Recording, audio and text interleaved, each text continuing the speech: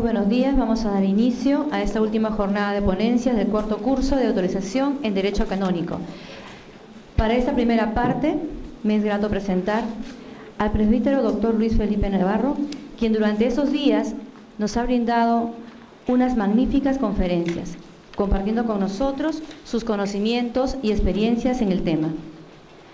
El padre Luis Felipe nos trae el tema La incardinación en los movimientos eclesiales, problemas y perspectivas.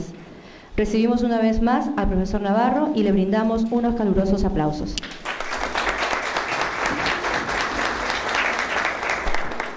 Muchas gracias. El tema es la incardinación de los clérigos en los clérigos de los movimientos eclesiales. Hace unos años, en una conferencia con un tema muy parecido, comencé diciendo que este tema es uno de los temas más delicados que existen en relación con los movimientos, porque no es solamente una cuestión de naturaleza académica, si pueden tener o no pueden tener incardinación los movimientos. Hay algunos autores que con una gran simplicidad dicen: hay un carisma, surgen sacerdotes con ese carisma en un movimiento, por lo tanto, lo mejor es que incardinen los movimientos. No se dan cuenta que detrás de lo que es la incardinación hay muchas cuestiones de una gran responsabilidad por parte de la Iglesia. Ayer mencionaba que los candidatos al sacerdocio, la formación de los candidatos al sacerdocio es una formación de los ministros de la Iglesia. Estamos hablando de ministros de la Iglesia y por lo tanto también la Iglesia quiere preservar, quiere cuidar que realmente los ministros de la Iglesia y el ejercicio del ministerio se lleve a cabo de un modo ordenado.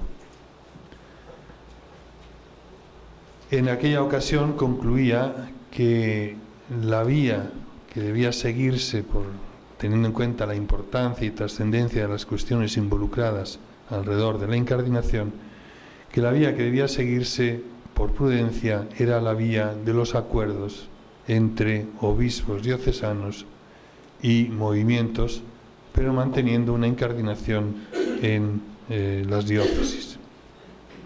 Veamos a ver un poco cómo ha evolucionado. Hay alguna evolución, hay alguna perspectiva nueva y bastante reciente que haré mención de ella al final de la exposición. Entiendo que esta cuestión conviene tratarla teniendo en cuenta de lo que es la realidad. Habrán visto que en distintos momentos de este curso he intentado subrayar el hecho que el derecho canónico hay que hacerlo teniendo en cuenta la realidad y descubriendo los elementos jurídicos que están ya en la realidad. Por eso, en esta exposición trataré, por un lado, de lo que es la situación real de los presbíteros en movimientos, a partir de lo que dicen los estatutos. Ya después trataré sobre lo que significa realmente incardinar en la Iglesia, porque es capital entender qué significa incardinar para poder después ver si los movimientos están en condiciones o no de incardinar. Paso, por tanto, a la primera cuestión, la situación actual de los sacerdotes en los movimientos. Es patente que en la situación de la Iglesia los movimientos constituyen un signo de esperanza para toda la Iglesia. En ellos hay innumerables frutos de santidad y de evangelización. Y entre estos están las vocaciones al sacerdocio, a la vida consagrada y a la vez una renovación profunda de la vida cristiana de tantos fieles laicos. Junto a esto también se encuentra una nueva conciencia de la propia vocación sacerdotal o religiosa que en ocasiones comporta una conversión en la personal vocación. A partir de esta realidad caben distinguir dos situaciones fundamentales en las que se pueden encontrar los sacerdotes en relación con los movimientos. Una externa y otra interna al movimiento. La primera sería la de aquellos sacerdotes que entran en contacto con el movimiento, participan de su espiritualidad y de sus actividades, pero mantienen intacta la posición jurídica de incardinación en las diócesis o en los institutos religiosos. Parecida a esta es la posición de los clérigos que han descubierto su llamada al sacerdocio gracias a su relación con el movimiento y después entran en el seminario diocesano y posteriormente se ordenan al servicio de las diócesis, aunque mantengan una cierta relación con el movimiento. Una situación distinta a este primer bloque sería la de los sacerdotes que surgen en el movimiento con el deseo de servir con su ministerio a los fieles del movimiento. Por lo tanto, primer punto, los clérigos diocesanos y religiosos asociados al movimiento. En este caso, se asocian con el movimiento, participan de la vida del movimiento, pero canónicamente siguen siendo sacerdotes seculares o sacerdotes religiosos. Ser del movimiento y del ente incardinante se debe poder compaginar. Veamos cómo lo hacen algunos movimientos.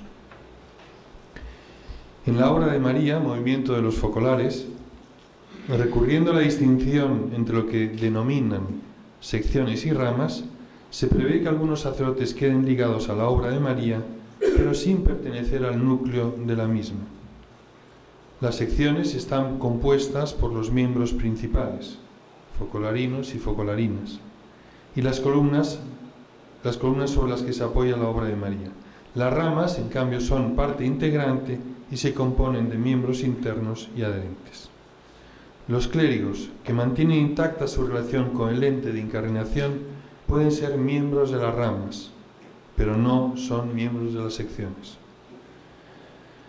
Mantienen intacta su relación con el ente de incardinación y entre estos clérigos se encuentran los llamados obispos amigos del movimiento focolar, los sacerdotes y diáconos diocesanos focolarinos, sacerdotes y diáconos diocesanos voluntarios, y a la vez también existen los de la rama, bueno, estamos hablando de ramas en este caso, de miembros de institutos de vida consagrada y sociedades de vida apostólica.